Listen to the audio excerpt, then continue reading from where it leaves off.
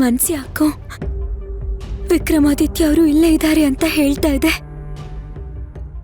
ಅವ್ರನ್ನ ಹೇಗಾದ್ರೂ ಕಾಪಾಡ್ಕೋಬೇಕು.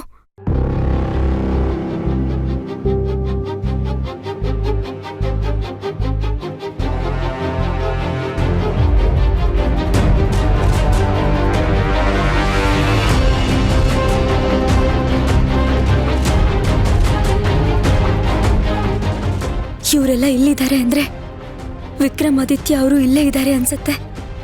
ಹಾಗಾದ್ರೆ ಒಳಗಡೆ ಇವರು ಅವ್ರಿಗೇನ್ ತೊಂದರೆ ಕೊಡ್ತಿದಾರೋ ಏನೋ. ನಾನು ಇವಾಗ್ಲೇ ಹೋಗಿ ಅವ್ರನ್ನ ನೋಡ್ಬೇಕು.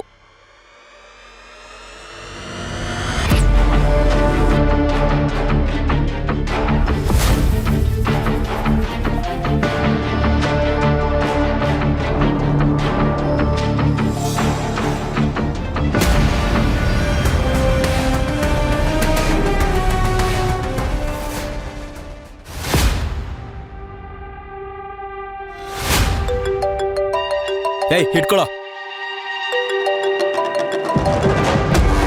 ಹೇಳಿ ಬಾಸ್. ವಿಕ್ಕಿ ಕತೆ ಮುಗಿತಾ? ಅದೇ ಕೆಲಸದಲ್ಲಿದ್ದೀವಿ ಬಾಸ್. ಇನ್ನೂ ಕೆಲಸ ಆಗಿಲ್ಲ ಅಂತಿದ್ಯಲ್ಲ. ಇಷ್ಟೊತ್ತಿಗಾಗ್ಲೇ ಕೆಲಸ ಮುಗ್ದಿದೆ ಅಂತ ಹೇಳ್ತೀಯ ಅನ್ಕೊಂಡೆ. ಇಡಿಯಟ್. ಪದ್ಮಾವತಿ ಬಗ್ಗೆ ನಿಮ್ಗೆಷ್ಟೇ ಹೇಳಿದ್ರು ನಿಮ್ ತಲೆಗೆ ಹೋಗ್ತಾ ಇಲ್ಲ. ಬೆರಳು ತೋರಿಸಿದ್ರೆ ಹಸ್ತಾನೆ ನುಂಗ್ತಾಳೆ ಅವಳು. ಅಂಥವಳು ನೀವು ಆಲಸ್ಯ ಮಾಡಿದ್ರೆ ನೋಡ್ಕೊಂಡು ಸುಮ್ಮನೆ ಇರ್ತಾಳ? ಹೇಗಾದ್ರೂ ಮಾಡಿ ವಿಕ್ಕಿನ ಬಿಡಿಸ್ಕೊಂಡು ಕರ್ಕೊಂಡು ಹೋಗ್ಬಿಡ್ತಾಳೆ.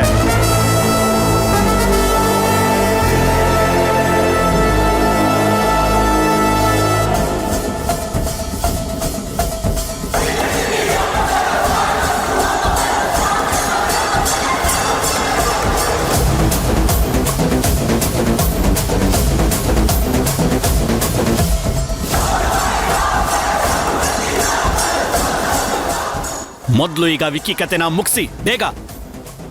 ಈ ಸರ್ತಿ ಕೆಲಸ ಆಗ್ಲಿಲ್ಲ, ತಪ್ಪಿಸ್ಕೊಂಡ ಅಂತ ಏನಾದ್ರೂ ಹೇಳಿದ್ರೆ ನಿಮ್ಮನ್ನ ನನ್ನ ಕೈಯಿಂದ ಆ ದೇವರು ಕಾಪಾಡಲ್ಲ. ಹುಷಾರ್.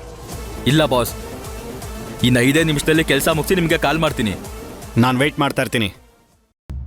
ಶ್ರೀನಿವಾಸ, ಅವ್ರಿಗೇನೂ ಆಗ್ಬಾರ್ದು. ಅವರು ಕ್ಷೇಮವಾಗಿರ್ಬೇಕು.